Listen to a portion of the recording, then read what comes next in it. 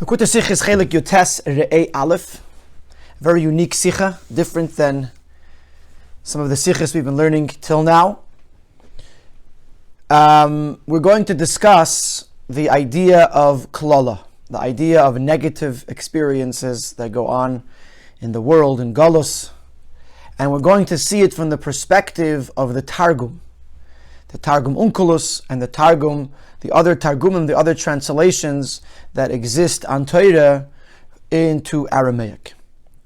So, the parsha begins with the words, Re'ei anechi neisen lefnechem hayom bracha uklala. See, I place before you today bracha, blessing, and klala. Es ha-bracha, asher tishmu el mitzvahs Hashem alekechem, asher anechi mitzvahs hayom, the bracha, when you will listen to the mitzvahs that the Eibishter is commanding you today. V'ha-klala im leis tishmu el mitzvahs Hashem alekechem. If you don't listen to the mitzvahs, v'sartem el haderech, and you'll stray from the path, etc., etc. Next pasuk, v'hoyaki v'yacha Hashem alekecha la'aretz, asher atavasham al-rishta, when the Eibishter will bring you to the land that you are inheriting. V'nasata es ha-bracha al har grizim, you will place the bracha at har grizim, v'es ha-glala al har evel, and the klala at har evel. So this klala is mentioned 3 times. First of all, Re'ei anechi neisen lefnechem hayom bracha uklala. Then in the third pasuk, v'haklala im lo yishmu, and the 4th time, v'es haklala al har evel. Okay. In dem ersten pasuk von der Parsha Re'ei anechi neisen v'geimar, verteidigt der Targum Onkelos die Wörter bracha uklala birchan v'lutin. That Onkelos teaches, translates the words bracha uklala, birchan, blessings, v'lutin, and curses. And so too does he translate the words klala in the following psukim. He translates them, the lutin, or similar to that, meaning curses. In Targum Yenesen aber, is metargim dem Wort uklala in the zwei psukim, bracha uklala, v'haklala im leis ishmu. However, the Targum Yenesen, in these first 2 psukim, where it says bracha uklala, and pasuk number 3, where it says v'haklala im leis ishmu, he translates it v'chilufa, which literally means and its substitute, or something like that, and its exchange. Now the Rechzaich in Targum Yerushalmi, in Sveiten pasuk v'chilufeihen, similarly in Targum Yerushalmi, on the second one, when it says v'haklala im leis ishmu, he says v'chilufeihen. Also, it's similar to v'chilufa, its substitute. It's substitution. I just want to point out that there are some opinions that say the Targum Yenesen and Targum Yerushalmi is the same thing. As a matter of fact, they used to say Bia Rosh Hashanah is Taf Yud for Targum Yenesen or Targum Yerushalmi, and they got confused. In other words, they got chilufad. They got exchanged. There is another Targum Yerushalmi called Targum Yerushalmi Beis or Targum K'toim. So it could be that when the Rebbe refers here to Targum Yerushalmi, he's referring to Targum Yerushalmi Beis, because later in Ha'ara 23, the Rebbe actually brings from the Aruch that Targum Yenesen is Targum Yerushalmi. But either way, there's 2 Targumim here, one that says V'chilufa on both, and one that says V'chilufeihen on one of them. Either way, we find a huge difference between Targum Onkelos and the other Targumim, where Targum Onkelos says very clearly V'lutin, curses, and Targum Yenesen and Targum Yerushalmi say V'chilufa. Davon verstehen, was ist der Tamaschine zwischen die 2 Targumim in dem Abteil von Wort klala? Why is there a difference between the Targumim, the different translations? Why do they translate it differently, the meaning of the word klala? Noch mehr ist nicht verstandig, and even more is not understood. Was in dem weiter dicken Pasuk, was a klala al har evel, the 3rd or the 4th Pasuk, where it says the 3rd time, was a klala, the word klala is the Targum Yenesen gufa mishana. Verteidigt dem Wort haklala nicht wie früher v'chilufa, nor umelate taya wie the Targum Onkelos. When it comes to the 3rd time where it says v'saklala, Targum Yenesen himself, who originally attached v'chilufa to the word klala, now says umelate taya, which is the same meaning as the word v'lutin, which means curses. So, question number 1 is, why is Targum Yenesen different than Targum Onkelos? Where Targum Onkelos says curses and Targum Yenesen says v'chilufa. And question 2 is, in Targum Yenesen himself, why does he change earlier on saying v'chilufa and the substitute, and later on saying mulatataya, which means curses? Noch is tamur in the Targum Yenesen. See if Beis, we're going to ask another question on the whole concept of v'chilufa. What does it mean to exchange something, a klala with bracha, or bracha with klala. Aleph, klala is a musik vinyan für sich. Chilufa aber meint an Umbeit von a friedigen Inyan oder Zustand. Klala is an independent concept. Chilufa means that it's an exchange, a substitute for a previous situation. In other words, klala isn't defined solely by being the opposite of bracha. As a matter of fact, the opposite of bracha is no bracha. Klala is its own thing. So when you say chilufa, you're not really properly translating the word klala. You're not giving the full translation that there's a whole situation called klala. That is not just a chilufa of bracha. Beis, second point. Chilufa is shayach bat zwei inyanim, was einen anders, eine von zweiten, was dabei beit men sie sie darfen aber haben eine Ähnlichkeit zwischen sich. It's true that when you substitute one thing for another, they have to be two independent things, which is why you're exchanging one for the other. But they still have to have some similarity between them. Was der Fall ist shayach sie umbeiten, which is why you can substitute one for the other. Aber nicht bei zwei Sachen, welche seien in den ganzen Hepech einer von zweiten, die Bracha und Klala. But if you have two totally opposite things, such as blessings and curses, how can you substitute one for the other? You know, if you want to have something sweet, so if you don't want to use sugar, you use a sugar substitute. So it's also sweet. So it replaces this, but if you can't substitute sugar with salt, because it's two totally opposite things. So how does what does the Targum Yonasan mean when he says that klala is the chilufa, is the substitute for bracha? And to bring an example of this idea that when you're exchanging or substituting something for something else, there has to be a similarity or a connection between the two things, he brings in the brackets an example from the idea of chilufa eisius. When we change the letters or exchange the letters to bring a different meaning to something. Wie mir gefindt das in dem Inyan von Chilufa Eisius, das ist bei Eisius, was haben zwischen sich eine Gemeinsamkeit in a gewissen Prat. You can only exchange a letter with another letter if the two letters have a commonality, at least in some aspect. Now, derech was the Zohar HaKadosh sagt, as va'ed u echad b'chilufi azman. The Zohar says that the word va'ed is the same thing as the word echad if you exchange the letters. The Alter Rebbe brings us in Shar Yichud ve'emunah, and he says over there that Shema Yisrael, the first pasuk, is Yichud Ilah, and Baruch Shem Krei Malchusei Leilam Vad Yichud Tata, the lower level of connecting with the oneness of the Eibishter, or connecting the Eibishter, the oneness of the Eibishter with the world. So the question is, where in Baruch Shem do you see the idea of echad, of Yichudah? There's no, in Shema Yisrael says Hashem echad, but in Baruch Shem, so he says that voed of Baruch Shem could be read echad, or could mean echad if you just change the letters. And he explains, how do you change the letters of voed to echad? Der vav from voed verbei dem aleph von echad. The vav of voed can exchange the aleph of echad. Weil sie beide seinen von the Eisius aleph hey vav yud. They both the aleph and the vav belong to this group of letters called, I saw sometimes it's called ehevi, or aleph hey vav yud, which in the parentheses he explains like this: the commonality between these four letters is number one, oisius hahemshich, which means that all of these letters can be used as a continuation to a letter before it. For example, the word bara has an aleph at the end, or bara with a hey has a hey at the end, where it's the hey is that letter is just a hemshich, is just a follow-up, a continuation of the letter before it. Oisius hanoyach, all of these letters are silent letters. For example, in the word bereshis, the aleph is silent. It's there, but it's not pronounced.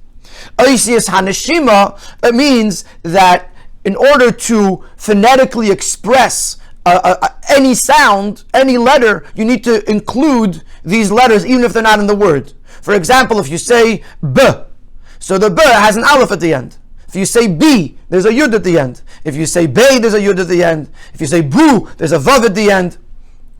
In other words, any letter that you pronounce, you're going to have to rely on the aleph, hey, vav, yud, one of those letters, to say it out from your mouth, to breathe it out. So that's called oisius haneshima. So these four letters are oisius hahemshich. They're continuation letters, which means they continue. They continue after the letter before it. Oisius haneach, they're silent letters. Oisius haneshima, they are necessary to express any other letter or word that's being said. So therefore, they create a category called Aleph Hey Vav Yud. So therefore, the Aleph of Echad could become a Vav in Vaed. Similarly, you could take the Echad of the Ches of Echad and use it to exchange with the Ayin of Vaed. This is actually brought more commonly in Chassidus, where the different letters of the Aleph Beis come from different parts of the mouth. So the Moshel Beis Vav Mem Pei come from the mouth, from the outside of the mouth. From the lips. Aleph Ches Hey Ayin come from the throat, from the back of the throat. So therefore, Aleph Ches Hey Ayin fit into one category. It's one of the moitzois hapeh, one of the ways to express letters, and therefore you can exchange this letter with that letter. So the Aleph, the Ches of Echad becomes an Ayin in Vaed. Und Dalet Rabsi von Echad of Dalet Beinani from Vaed, Beis and Nabra Dalet. In Echad and Vaed, they both end with a Dalet. So even though one is a large Dalet and one is a regular sized Dalet, but nevertheless they're both a Dalet. So we see that in every case, all these examples when we're exchanging one letter with another letter is because they're connected to each other. There is something that is common amongst them, that because of that, even though they're different letters, this is an Aleph and this is a Vav, but they both belong to the same group, and therefore they could be exchanged. But going back now to Bracha and Klala, where we see no similarity, no commonality between Bracha and Klala, quite the contrary. They are the opposite of one another. How could you say that the word Klala means Chilufa, means an exchange, means a substitute? Klala is its own thing, unfun Bracha, especially since you're trying to say that it's the Chilufa of Bracha, when Klala and Bracha have absolutely no connection to each other. So that's the question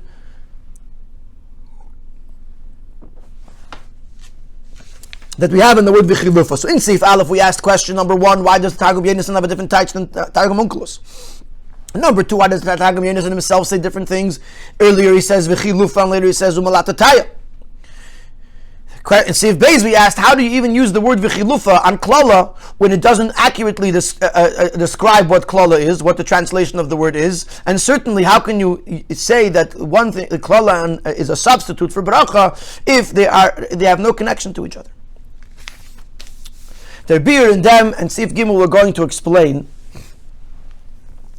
that the difference between Targum Onkelos and Targum Yonasan, the Targum Onkelos is giving us the literal translation of the words, and Targum Yonasan is expanding to explain to us more of the context and the idea of what is being said. And that's why there's a difference between the way each of them translate the word Uklala. Their beard in them, their Unterschied Bechlal zwischen Targum Onkelos and Targum Yonasan, the general difference between the Targum Onkelos and Targum Yonasan and the Yerushalmi, steht in them, was the Targum Onkelos teach die Wörter Lefi Psudish Mikra.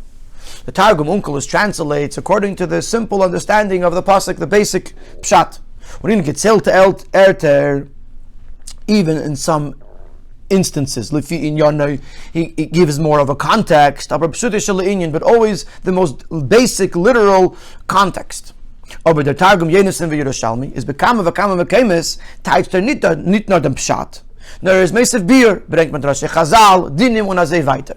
But in the Targum Yonasan and Yerushalmi in various places, not only do they teach the Pshat, but they add explanation. They include Medrashim, and sometimes even Dinim, even relevant halachas that are based on what's being said, are included in the Talmud, in the Targum Yonasan.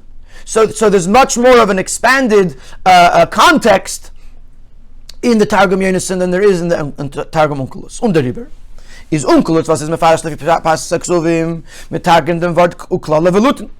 Therefore, Targum Onkelos, which is here to give us the basic, literal translation of the word, Klala means velutin, curses. But if you want to look at the Medrash perspective, the deeper perspective, there's a question raised here. The pasuk is saying, I, the Eibishter, is giving you today. It's coming from Hashem. Is vikem and dot taichnas the Eibishter is Neisen. How can we say that here the Eibishter is giving this? Knowing what the Gemara says, that when someone gives something, he gives generously. Certainly when the Eibishter gives, he gives generously. So how could you say that the Eibishter over here, Gita Zach, versus the Eipich von Teva Bracha? That the Eibishter is giving something that is the opposite of good and of blessing. Lutin. So doch verstandig as ein ra yered milamaila, we know that nothing bad comes from above. And from the mouth of the Eibishter above, bad, evil doesn't come. So we know that nothing bad comes from the Eibishter. So how can you say that I, the Eibishter, is giving klala? If you were to translate it velutin like unkelus, which is the literal translation. Umehai time is Targum Yenison mivaer. Therefore, Targum Yenison explains what we're talking about over here. As klala domain chilufa der umbait von bracha. Here, klala means the word v'chilufa, which means the substitute, the replacement for the bracha. Das heißt, das, was es wird an Inyan von klala, is nicht mitzad dem Anochi Neisen. The fact that klala becomes here is not coming from the Anochi Neisen from the Eibishter. Nor mitzad dem mekabel, it's coming from or because of the recipient. Doch dem was der mekabel is Chelek deboi, when the recipient conducts himself not appropriately, wird od die bracha eider sie kommt an la mekabel this bracha. Before it reaches the recipient, it becomes übergebitten. It becomes exchanged, it becomes substituted durch maisa mekabel from bracha of klala. That because of the deeds of the recipient, it becomes changed into a klala. In others, the Eibishter is giving down bracha. But if a person is not deserving of it, then the person has the power to change that which is coming from the Eibishter into klala. Ähnlich similar wie maisa mekabel von tishmo mitzvah Hashem alekecha. Hashem alekechem. Just like if you do listen to the Eibishter, then this brings the bracha of the Eibishter. So similar to that, if a person does not listen, then the person is taking what the Eibishter is giving and is, through their own actions, changing it into the opposite of bracha.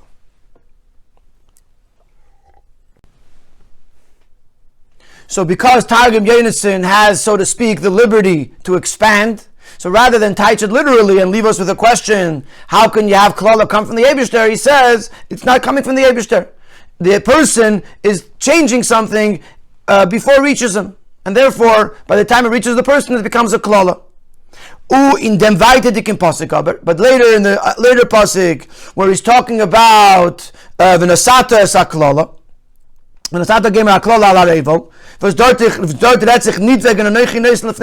not talking about the Eibishter is giving it, but the Eibishter is talking to Moshe Rabbeinu. So over there he doesn't have the problem that he has to say, how could you tie klala to mean curses if it's coming from the Eibishter? So over there, Targum Yenison can stick with the Pashta Pshat. Is echt Yenison mit Targum kipshuta umulatataya. Because once it's not coming from Anochi Neisen, you could say simple, it means klalas. So therefore, that explains the difference between Targum Yenison and Targum Onkelos.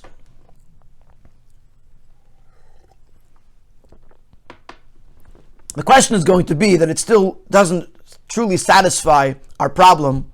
How could klala come from the Eibishter? After all, it says Anochi Neisen klala, and we're going to explain, which is a difficult but classic concept in Chassidus, especially, that the klala that we see is actually a bracha in disguise, and we're going to elaborate on that in the coming ACS. However, not yet clearly understood. How can you say that it's not coming from the Eibishter? No, there's it's happening to the actions of the recipient. The very pasuk says, Anochi Neisen I am giving. Then he says, bracha u klala. He's moving as the Wörter Anochi Neisen, but zieht sich zum Wort u klala. So it's clear that the words Anochi Neisen are connected to the words u klala. Ubefrate the state bevav amois, especially that it says u klala with the connecting vav, implies that Anochi Neisen is bracha u klala. So how can you tell me that that it's not coming from the Eibishter if it does come from the Eibishter? It says clearly that Anochi Neisen bracha u klala. Is the bir bazeh, and here is the explanation. The whole concept of translation, of the coming from the Lashon HaKodesh into Aramaic or other languages of translation, it's Tzulib Eden is for Yidden. In other words, the Bayit Heitiv, he says in the Ha'ara, when maybe Rabbeinu translated the Torah, that was so the Yidden could be able to explain Torah to the other nations. But the Targumim that were done for Yidden, such as Targum Onkelos, is gekommen to live Galus v'shibut v'nitten. It came because of Galus. The Yidden were enslaved in whatever country they were in. Was machmas the matzav sich geschaffen the netikach umetargem and the Torah, and because of the situation that they were in, created the necessity to be have to translate the Torah in the verschiedene Lashonos from the ayanumas and the various different languages of the 70 nations. So in other words, the whole idea of targum, the whole idea of translation of Torah represents the idea of galus. Aber in dem gufes and if an however, there's two different ways wie die Yisuri HaGalus are in Gesehen und Isgeteicht, how the Yisuri, how the troubles, how the suffering of Galus is seen and interpreted. Alpi Targum Onkelos, the Targum from Bavel, the Mokim HaGalus, where the Helen Vester is betake of Targum Onkelos, which was translated in Bavel. Bavel was the place of Galus where the Yidden were exiled at that time, and therefore it expresses the intensity of the darkness and of the concealment. I believe he brings in the Ha'ara 22, he says, B'machashakim lo'ishivani, it's the Talmud of Bavel, the Gemara says that you led me through darkness, through dark tunnels. This refers to the Gemara that's learned in Bavel, because it's in a state of darkness. So over there we see the Yisurim, the suffering, literally. It's a curse. We're suffering. So Targum Onkelos goes very literal. Targum Onkelos is in Galus, is in the darkness of the Galus, and therefore when he sees suffering, he says it as it is. Alpi Targum Yenison of Yerushalmi v'Zezan and Targum of Eretz Yisrael, but Targum Yenison and Yerushalmi, which were done in Eretz, were translated in Eretz Yisrael. But dort is neat as a Helen Vestim inside the Galus, which over there the Helen Vestim, the concealment, the darkness was not so intense. So they have the ability to see the inner dimension of this experience, the deeper version of it. Similar to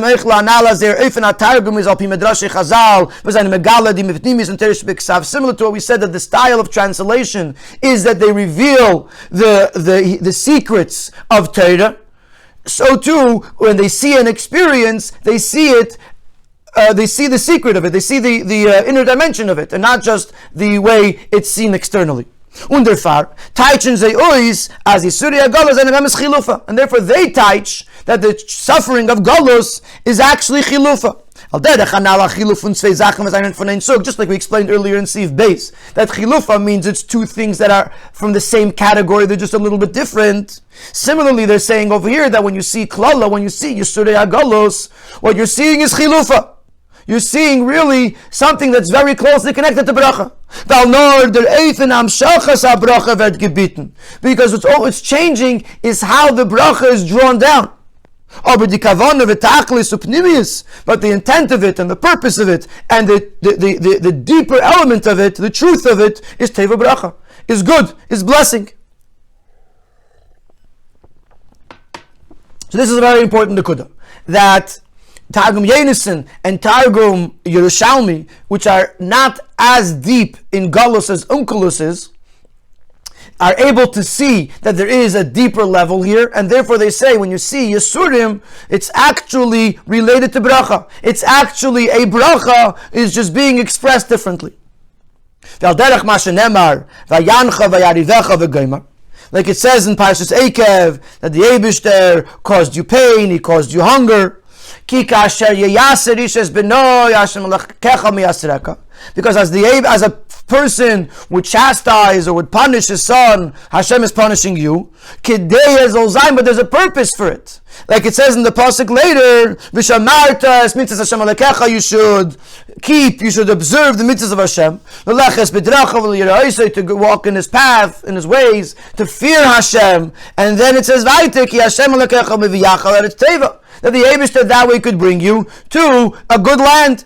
The whole purpose of the Vayancha Vayarivecha, of the suffering, was in order to refine the Yidden, so that way they could be able to receive the revelation, Giluyim Nailim, from the Geula, the lofty revelations of the Geula.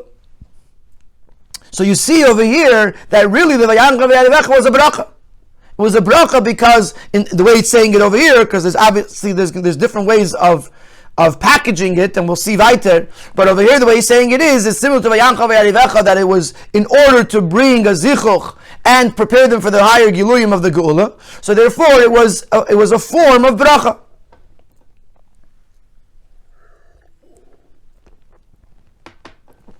Und das sagt man bei Lashon Targum, nicht in Lashon HaKodesh, and it's being said in Targum, in Aramaic, in a translated language. Was in Pashtus is the Matara von jeder Targum, seemingly the purpose of a translation as Eich Pshute Ya'am, was verstehen nicht kein Lashon HaKodesh, so one can verstehen in Torah, that people, simple people, that don't necessarily understand Hebrew or Lashon Kodesh, will be able to understand words of Torah. This says that Tam Pnimi from Klal of the Golus, sagt man nicht nur zu Talmidei Chachamim, which means that the reasoning and the deeper understanding of Golus, of a Klala, is not being said solely to the Talmidei Chachamim. Was if they the Golus need to get pelted as they feel, which said the Golus did not impact them so much. But primarily we're talking to the simple people. That the concealment, the darkness of Golus had such a strong impact as he was non coming from Targum L'Shivim Lashon, that they have to depend on translated Torah. To them too, we are explaining that the inner, deeper core of Klala, of the suffering of Golus, is actually Bracha. So this explains why, what's Pshat when Yenis, Targum Yenis and Targum Yishalmi say V'chilufa.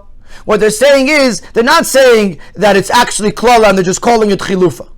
And it's dependent because of the Maisa of the person. To take it to the deeper level, what they're saying is that it's actually Bracha. It's expressed in a negative way, but it's actually Bracha. However, if you remember, Targum Yenison, when it came to the third time, he said Malatataya. So if they see the Teivu Bracha in Galos, in the Yisurim of Galos, so why does he say Malatataya? Why doesn't here too does he say V'chilufa? So he explains. This is when you're starting the parsha, when you're introducing the idea, and you're sort of giving a summation of what we're going to talk about. When you're introducing the person to the general Aveda and the purpose of it. Then up when the Tachlis and the Kavanah Pnimis from Klala. So we tell them that the ultimate goal and purpose of the Klala is the Bracha. But when we approach Avodah B'Pel, the actual Avodah, when the Yevishter is going to bring you to the land that you're going to inherit, when you got to get down to work, is at this point we have to impact and penetrate the Nefesh Amas the Yitzhara. At this point, it is required of us that we actually translate it literally. Malatataya, curses. In other words, even though the whole purpose of it is the brachas that are within, and therefore it can come from the Yebishter because ultimately it's a bracha. But now when we got to get to work, we tell the Yetzirah, it might be a bracha in the long term, but right now it's a malatataya, it's a curse. But none of them and that's the only way to control the Yetzirah. Like the Gourarie says, that a person should always show aggressiveness or anger towards the Yitzhara, because otherwise the Yitzhara feels a free reign. He could, if you're too soft, then the Yitzhara could do whatever he wants. So therefore we have to show a strong hand to the Yitzhara, so he shouldn't be tempted to try to take us down the wrong path. So to the Yitzhara we say Malatataya. It's curses, it's bad, it's suffering. Even though we know that the tachlis of it is bracha. But when we're approaching it, when we're dealing with it, as far as the Yitzhara is concerned, he has to see it for what it is. It's suffering, and that's the way we can control the Yitzhara and not have it lead us down the wrong path.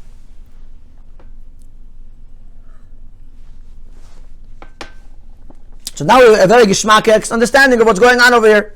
That the Targum Yenison and Yerushalmi are telling us that a person sees Yisurim and Galus, he should know that B'etzem it is Chilufa, B'etzem it's just a replacement or another expression rather of Bracha. But when it comes to the Aveda, we have to know that there's difficult times, there's difficult things, and that's how we control the Yitzhara.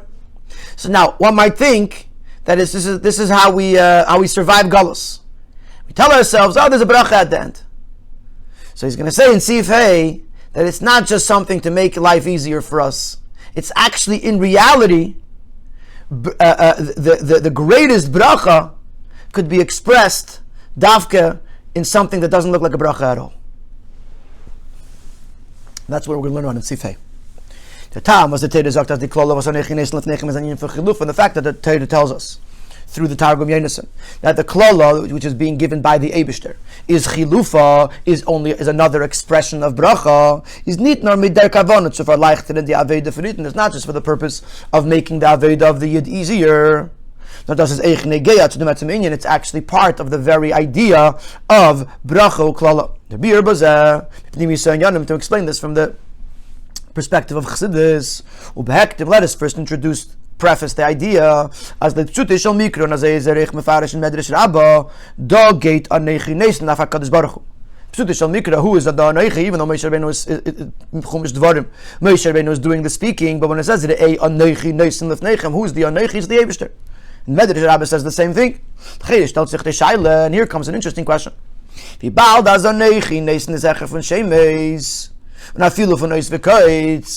the expression Anochi Misha Anochi Delay Yisram is Leibishim Eis V'Leibishim Koitz. Anochi is the highest level of the eye of the expression of the Eibishter. That it can't even be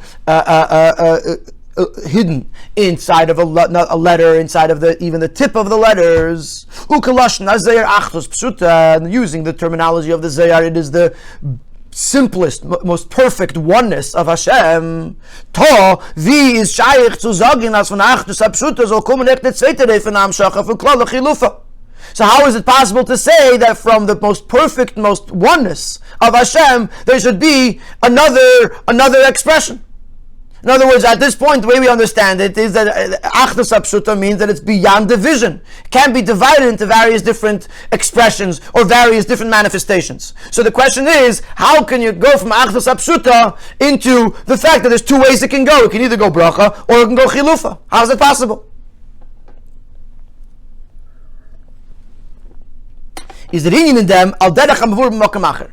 So we can understand this as it is explained in other places in Chassidus. As emes pshitis zog tzecharu davkein es chalkos. Not like we asked in our question that oneness is higher than division. The ultimate oneness is expressed specifically through division. B'shas etzem ha'poshet veit nizgale nibui kavin, when there's one core that is expressed into various different manifestations, especially when some of these manifestations are opposite one to another. Das Gufe is that hechrich, as it is nit mitzuyir umugdir and kein shum tziyir v'terech chas v'shalom. This in itself is the proof that the original core does not have any definition. It's beyond definition. It's beyond description. No, it is pasha b'tachas apshitus. It is so beyond description. It is so simply, perfectly one. That because of that, no expression is a problem. No expression is beyond it. In other words, when you have a person that's good at something, so he's good at one thing and he does that thing very well. When you have a person that is multi-talented, then he could do much of different things. And the more he can accomplish, the various different things that he can do, the greater it makes such a person. Obviously, this is all within Elam Hazeh. Now, try to utilize that idea in Ruchnius. When you're talking about Elokus, the way it comes down in a more limited way, Memalo Kalalmin, or something like that, then Elokus is limited to the expression of that specific darge level of Elokus. But when you go to the highest level of Anochi, at that point, if you're going to say that he can't express itself in this way or in that way, then you're taking away the ability. Like he says, to say that the Eibishter is Bli Gvul, that in itself is a Gvul. The Eibishter is higher than Gvul and Bli Gvul. So therefore, when you're talking about Achdus HaPshuta, the core, the most deepest, most core of Elokus, from that level, nothing is beyond it.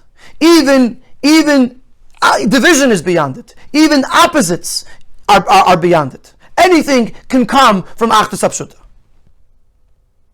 And now that we follow this reasoning, So first of all, this answers our question. That it's a nechi, that it's such a high level, therefore bracha can come from it, and chilufa can also come from it. Bracha that is expressed in a negative package can also come, because achdas apshuta is beyond the not being able to express itself in any way. But now we realize something even greater than that. So now, how does achdas apshuta express itself? Through chilufa. Because if it's a bracha, it's coming, then you don't know if the bracha coming from a lower level of a course that can only do bracha, or is it coming from a higher level? But if it's coming in a more form of chilufa, it has to come from the highest level.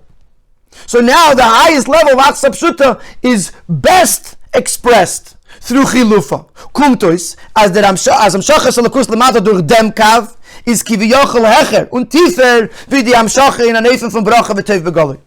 So that would imply that when a lakus comes down through the chilufa, it's actually on a higher level and on a deeper level than the bracha that comes in a revealed way.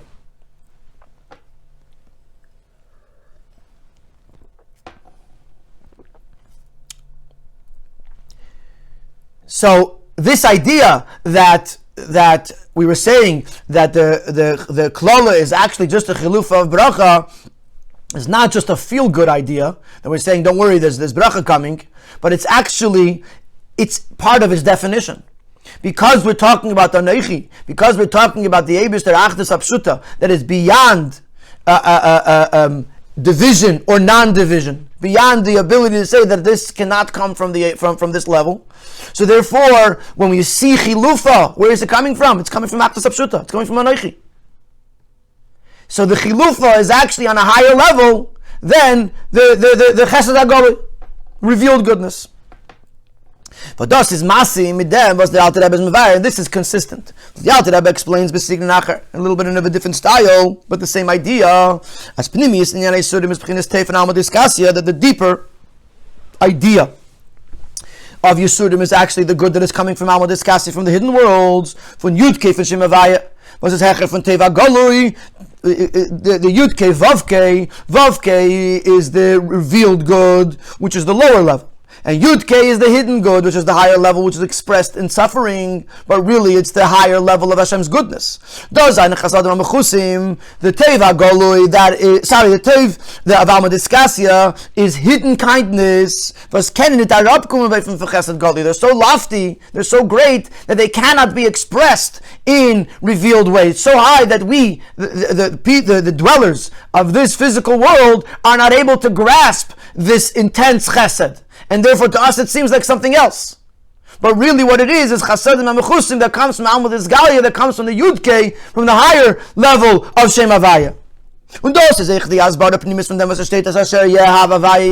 this also is the deeper explanation of this pasuk, which it says that the one who Hashem loves, He rebukes. The deeper meaning of it is as the inyan fun Havaya. Literally it means that Hashem loves someone, then sometimes there has to be a union of Yechiach.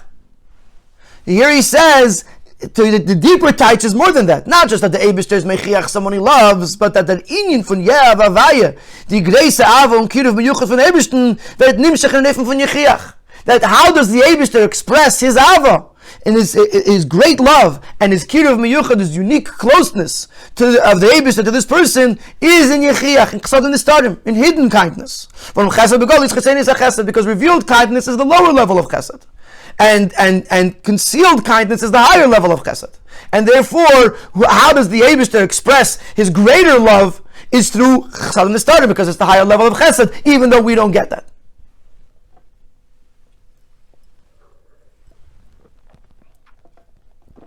So now that we understand this a little bit better, now that we understand not only that Yisurim are lead to better things and that there is a bracha at the end of the road, but actually that the Yisurim is the higher level of bracha, the higher level of chesed. Now we understand the use of the term chilufa. Now we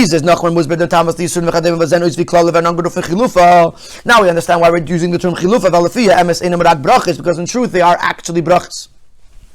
They're even higher than the revealed brachas. It says no chilufa and iber biten the yefani ashba. It's just a difference in how it is expressed. Because at their source they are even higher than the chasadim gluyim. So therefore we call them chilufa, because it's really a bracha. I'm giving you bracha, and I'm giving you higher brachas, greater brachas, that I can't even express to you as a bracha, so it comes out looking like a chilufa, like something else. But in order for these to come down in a revealed way, that with our own eyes we should be able to see that it's chesed, through the fact that you know and acknowledge that this suffering is actually the concealed kindness of Hashem, was coming from the Meibesh is coming from Hashem, so this inspires them. This brings out within them that they should rejoice in the suffering, because they know that it's the Eibish's kindness. Then this will also reveal. Now, once the person rejoices with it and recognizes it and acknowledges it to the point of simcha, so this reveals its source, its truth. Even now, as Hashem yitin hatev megula, that the Eibish will give goodness in a revealed way.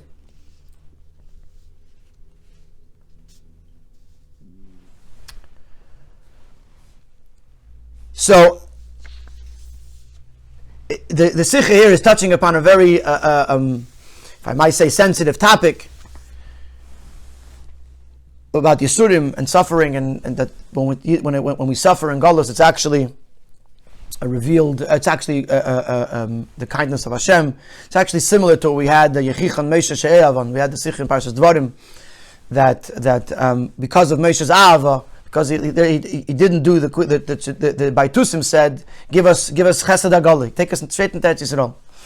And Moshe Rabbeinu, what he did is he made the Yidden go through the Midbar, because the ultimate Ava is expressed when you push, when you discipline, when you make it difficult, because that's what's the ultimate gift, the ultimate Chesed that the person needs at the end. So in the Order 37 he mentions look at the Sichas Chelek Aleph, where he brings three different things, which are all mentioned here in the Sikha. In other words, in Seif Dalid, he mentioned Vayancha ve'arivecha, that at the end there is the through the Zichach of Yisurim, there is through the refining oneself through suffering, there is the Giluyim of the Geula. And then here he said that the idea that the Eibishter's Chesed is revealed through the Teichacha, and then he said about the union of Smeichim B'Yisurim. So it's really three different ideas. In the Sichas Chelek Aleph, it expresses it very beautifully, where he says like this. In Perik, it says that the Alter Rebbe talks about Yisurim in three places. In Perik Chavav, he says the Kibuli B'Simcha, that you should be makabel the Yisurim B'Simcha, and through that a person is Zeichel Lasad Lavei to Tevanir Vanigla. That when Mashiach comes, he'll merit to the revealed goodness. So the Rebbe says over there that the only problem with that is you have to wait until Lasad Lavei. Then he says in the Geras Akeder Simcha of Beis, he says that a person should be mefashvesh b'maisav. A person who's going through suffering should look within himself and recognize that the love of the Eibishter, that just like a father washes off the dirt of his only child, even though the father is a king and it's not honorable for him to do so, but it's his child and he loves his child. The pasuk is Imrachatz Hashem Tzayas B'nei Tzion, that the Eibishter is doing that for us. And when a person when a person reflects that love of Hashem back, this will be ma'ated by him in Ahava, and then he'll recognize that the Yisurim are really part of the Eibishter's kindness. So the Rebbe says over there that you don't have to wait till Lasad Lavei, you don't have to wait till Mashiach comes, but you have to have his bonanos, you have to contemplate on this, and you have to think about it, and you have to be ma'ated, you have to awaken an Ahavah to Hashem, which is also a difficult thing to do. He says in the Geras Akeder Siman Yud Aleph, he says that when a person goes through suffering, he should know that he's being tested, and through overcoming the test, through passing the test, this brings down the Teva Nirav Nigla. So the Rebbe says over here, you don't have to wait for Lasad Lavei. You don't have to wait for a Seiris of Ava. But miyad, as soon as a person passes the test, and even though there was just a little bit of suffering, it could bring the teva nidava nigla. And the Rebbe concludes over there that the Rebbe told a story that Reb Shimon ben Yochai sent his son to get a bracha, and he came back and saying the bracha didn't sound like a bracha, and Reb Shimon ben Yochai explained why it was really a bracha. He explained the hidden messages. So the question was over there, why did if it had to be Tev Chesed Hanelam, then why did Reb Shimon ben Yochai reveal it? And the Rebbe says that Reb Shimon ben Yochai, and the mile of Reb Shimon ben Yochai, the mile of Pnimi Satera, is that you don't have to even wait to pass the test, but right away you could translate everything, and Mela goes straight to the Teva Nidava Nigla. So of course, when there is Yisurim, in this suffering, we have to recognize that that's Chesed Hanelam, that it's the revealed goodness. We have to recognize that it's a test. We have to recognize that we be joyful about it. But through learning Chassidus, we are able to we translate it immediately into Teva Nidava Nigla, and we should be zeicher that we should see Teva Nidava Nigla. See Vav. Now we're going to go to the Haftarah of the Shabbos, which is Vatemer Tzion Azavani Hashem, and to the Shiva Dinechemte, the whole idea of the 7 Haftarahs that are said between Tisha B'Av and Rosh Hashanah, that speak about the Nechama, the comfort and consolation that the Eibishter gives to the Yidden. Now we understand the connection between this parsha and the Haftarah of this week, and with the 7 Haftarahs in general of the Shiva Dinechemte. And the Haftarahs the Haftarahs speak about the comfort that the Eibishter himself comforts the Yidden. This is next week's Haftarah in Sheftim. He says Anechi twice, zweimal Anechi. I will comfort you. Which is even higher than Matan Teda. Wuster steht einmal Anechi, where there's only one time where it says Anechi. When I say that in the Haftarahs get wegen der Greiser Hashpoah from Verav Tuv Leveis Yisrael.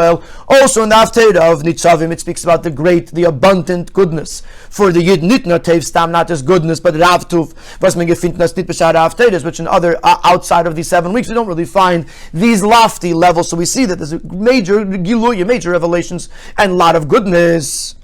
Why is that? Was the tam derfun is in dem Zman von Shiva Dinechemte werden is Gala dich Sodom Chusim, because in these 7 weeks of consolation, of comfort, is a revelation of the hidden kindness that was given behalten in the Gimel de Purnissa, which were concealed during the 3 weeks of suffering of the 3 weeks before Tisha B'Av. In the order 42, he says he brings that the Churban and Yisuri Agalus who machmas oitzem avarabba the chesed apnimius, that the Churban Beis Hamikdash and the suffering of Galus is from the intensity of the great love and the deep kindness that the Eibishter has. And that's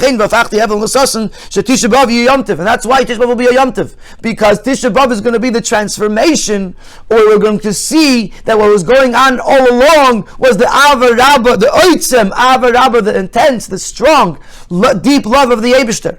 It's very strong Oisius. So in the Shiva Dinechemte, we'll be able to begin to experience this Gilui, the revelation of these Chasadim. As we mentioned before, because of where they originate from, we were not able to see it in a revealed way. On the outside, externally, it seemed like suffering and negativity. And the is as and the idea of these, what's accomplished, what's achieved in these 7 weeks, is that this higher level of good, which could not be revealed until now, does come to us in a revealed way. And also the way it's done, the order, and how the revelation comes about is also hinted in the Haftarahs b'miyuchad in Haftarahs Parshasenu Ani Aseir Aleinu Chama. I said before Timet Tzin Azvani Hashem. That was Eikev. So, specifically in that Haftarah, we're going to see this connection. The Avud Raham brings from Medrash Atam Haftarahs from the Shiva Dinechemte V'Sidon. Avud Raham is very famous. Avud Raham, where he brings the Medrash and explains very beautifully the order of the seven weeks. What's happening? The first Haftarah sagt der Eibishter to the Nevi'im Nachmu Nachmu Ami. The first Haftarah Shabbos Nachmu. Now the Eibishter says to the Nevi'im Nachmu, go comfort my people. As they zon tracing the Yidden, that they should comfort the Yidden. Of them come their and for Knesset Yisrael, let's wait after this. So in the second week, the Yidden answer back. That Tzion says, Hashem neglected me. As that to depend on the Nevi'im for their comfort is as if Hashem forgot about them. They wanted it to come straight from Hashem.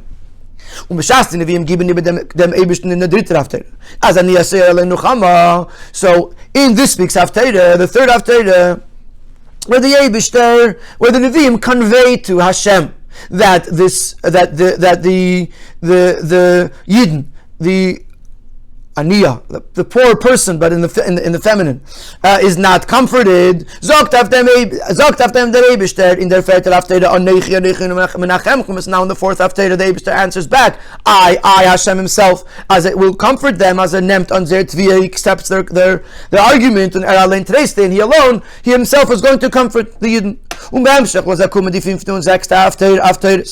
comes the fifth and the sixth. That the woman that couldn't give birth is now going to stand up and sing, stand up and shine, because your light has come. But those are the Nechamas, was the Eibishter allein sagt, and this is the Nechamas, the comforts that the Eibishter is giving to the Yidden. And to that, the Yidden respond in the Zibir after, and the last and the final seventh Haftarah says, us is Bahavaya, I will rejoice with Hashem, as each nacht, and with the Eibishter allein say that now that the Eibishter Himself has comforted them. He says, us is Bahavaya, Togel Nafsi Be'elekai, V'geimer, now I could rejoice with Hashem. My soul could be jubilant with my Hashem, that Eibishter Ba'atz, maybe they could rejoice with Hashem. So this is a beautiful idea, that these seven Haftarahs are actually a back and forth, where the Eibishter sends the Nevi'im to comfort the Yidden. The Yidden come back and say, we don't want the Yidden, we want the Eibishter Himself. The Eibishter accepts the argument and says, okay, I will comfort you. And then he goes and he comforts the Yidden, and the Yidden say, okay, now we're happy. Now that we have the Eibishter Himself, we could be happy. The Eibishter is omniscient, He knows everything. The Eibishter knows the future. He knew from the get-go that the Nechama, the comfort from the Nevi'im, will not be accepted by the Yidden. And He Himself, the Eibishter, was going to comfort the Yidden.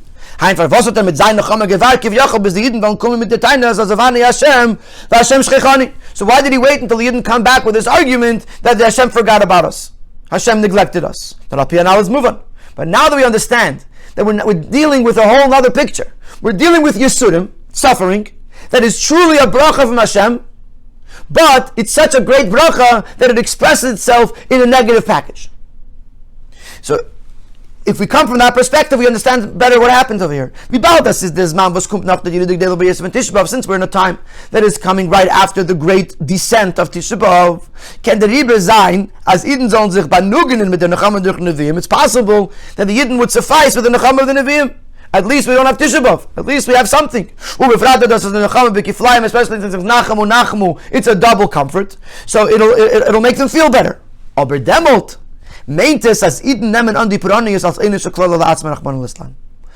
would mean that the Yidden are accepting it as a punishment, as a curse, and therefore they need to get out of it as soon as possible. And therefore even the Nevi'im could comfort them from a negative event. But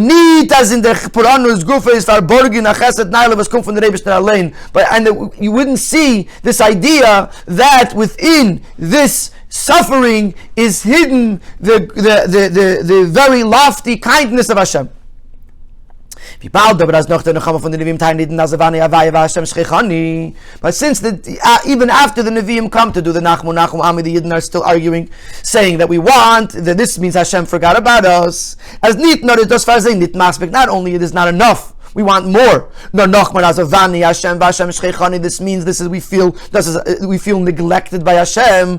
Das is abavais as iden weisen und fühlen as die Peronius v'Yidid is nor chilufa. This means they say we want Hashem. We know there's more. We know that what we were experiencing till now was only a substitute to a blessing. As that really there's hidden kindness here. Und der Vaterteinen they begin the Nechama der Nevi'im, and therefore they're saying, this is the Gilia Pnimis Vekavan von Galus. This is not the ultimate purpose of Galus. From the Megiddo Aparonius is Muchachad does Chesed Nalam B'Yeser. Because there's such an intense negativity, this is the greatest proof that there's such a lofty kindness that's waiting for us.